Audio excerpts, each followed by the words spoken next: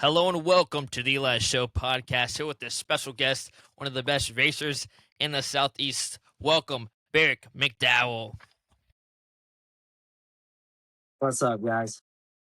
Man, how you doing? Tell the people what you race and your importance to the racing community.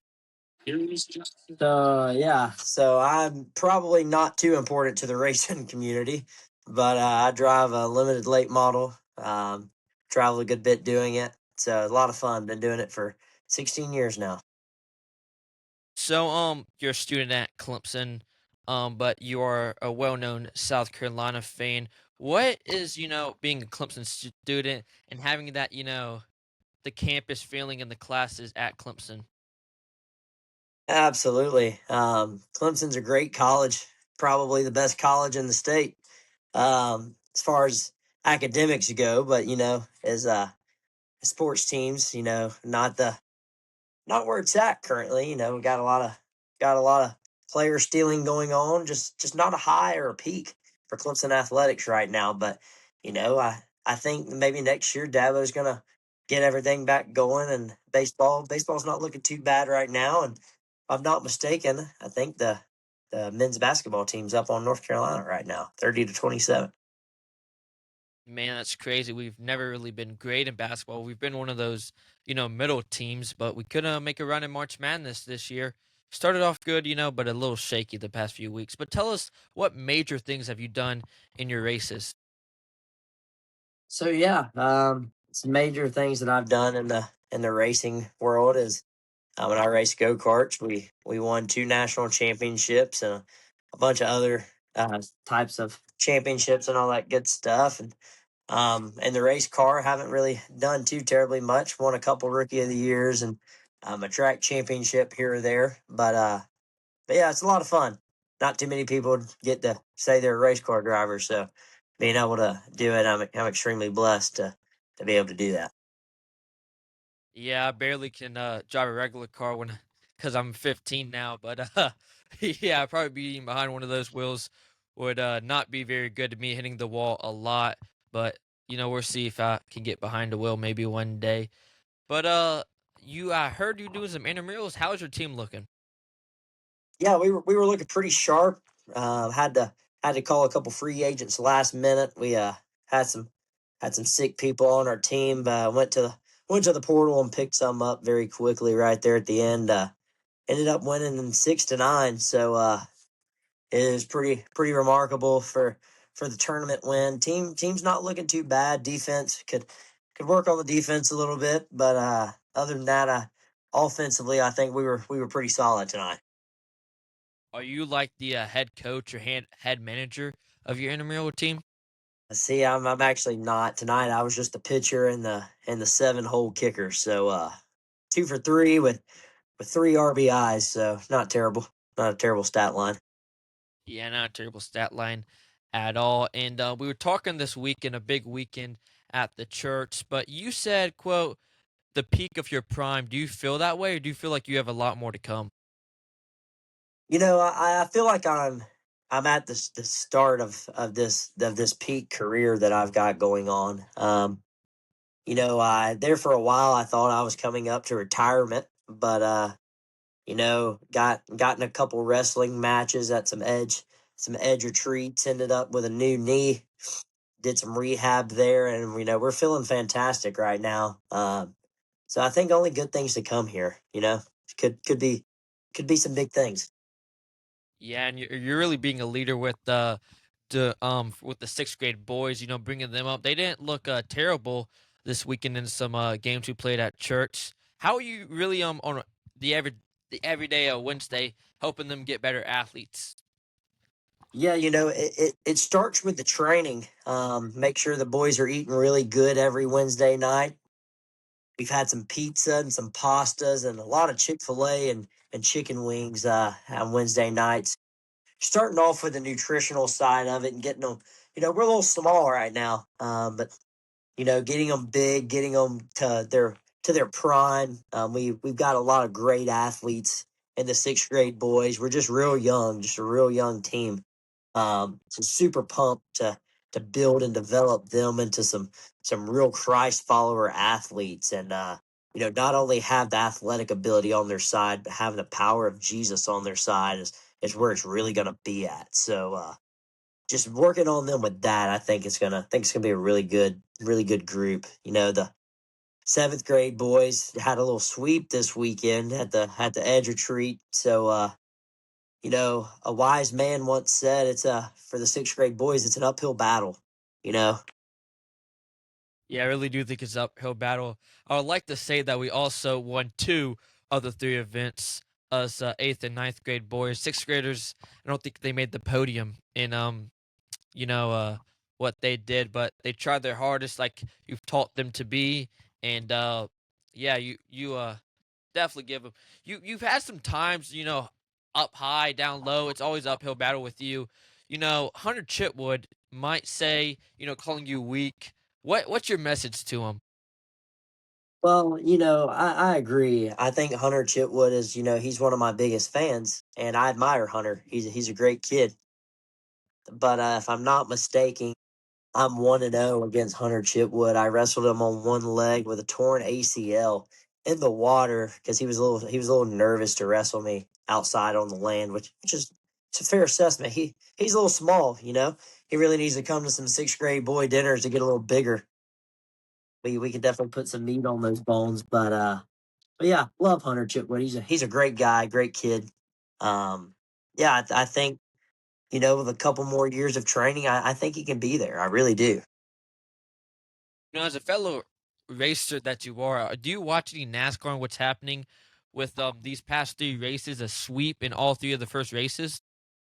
Yeah, Tyler Reddick right now is on an absolute tear. 3 wins back to back, adding a crown jewel with Daytona 500.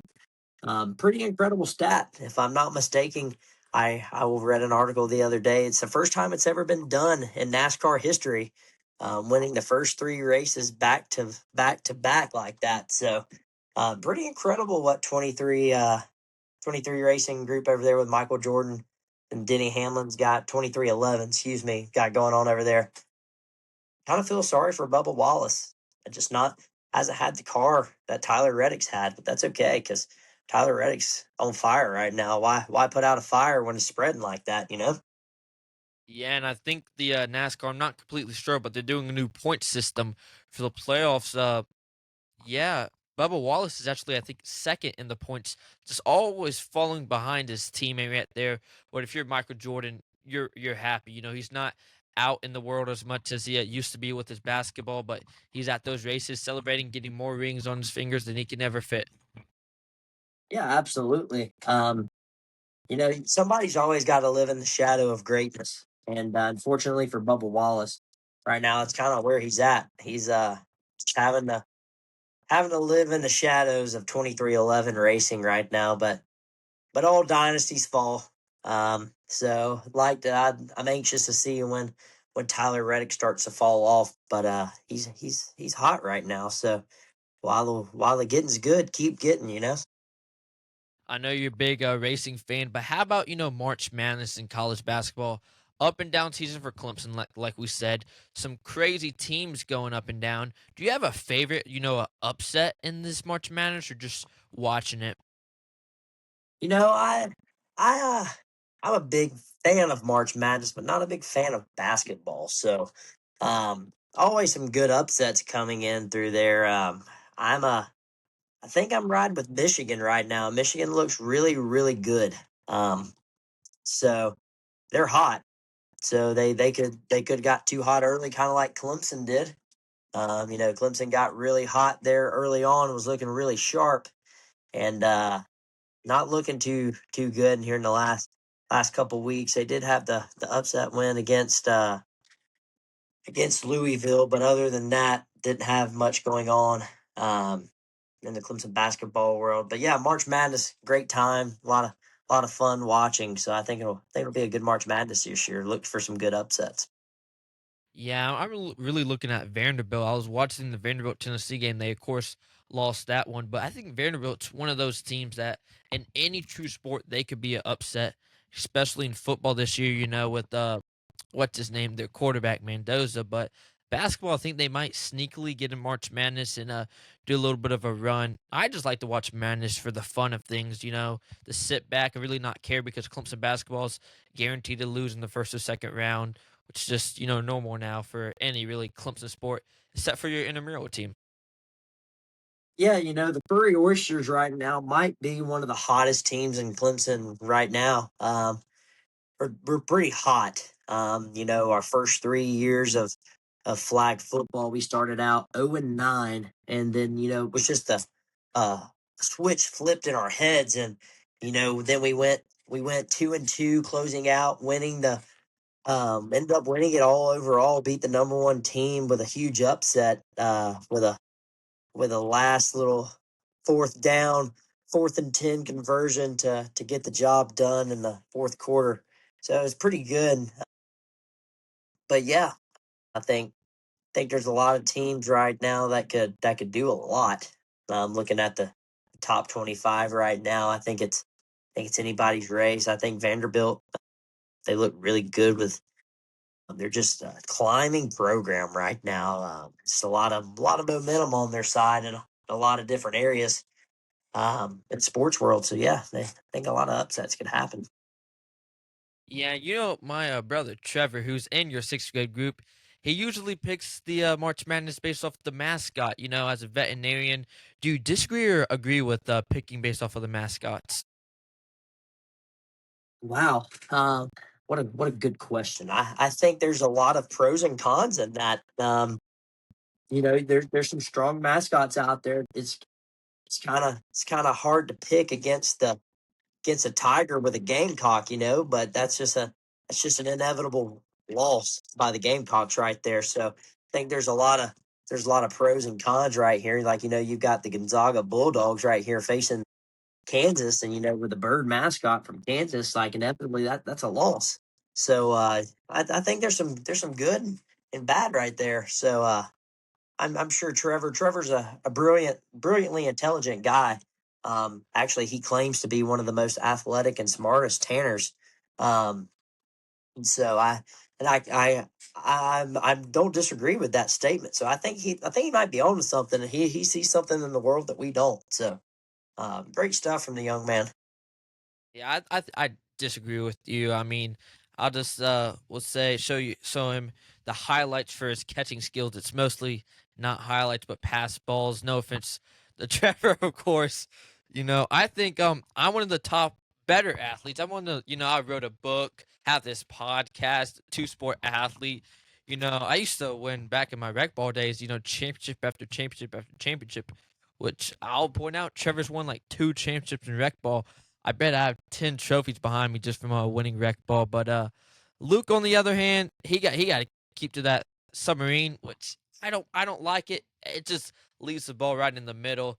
Myself, I'm almost throwing 90 at this point after my hard recovery with the ear. But I'm coming back next week stronger than ever, and gonna show them why I should commit to Yeah, Clemson. Right? absolutely. Yeah, we need some athletes over here in Clemson. So yeah, I think you're onto something there with the Tanner family right there. Love the submarine out of Luke Tanner. Kid's an athlete, great pitcher. Um, and going back to the championships, Trevor just got off of his basketball championship. He keeps defending himself and defending himself, and it's pretty incredible to see just how athletic he is and what he does when he gets on the field. So it's just incredible to watch, and glad I can be a part of it. Yeah. I mean, he really didn't do much for his basketball team, but yeah. Any closing remarks before we leave this amazing podcast? Yeah. Thanks for having me. It's been a lot of fun. You haven't already checked out Eli Tanner's book. I think I've got it right here. Actually, let's do a little drop right here. It's a pretty incredible book, and give it a read. Not too many seventh graders out there writing books and getting them published. Was a top 600 artist too. Little round of applause for the young man right there. But yeah, thanks for having me. A lot of fun. Glad we got to talk some sports and talk about the developing of the sixth grade Edge boys. So yeah, it's been incredible.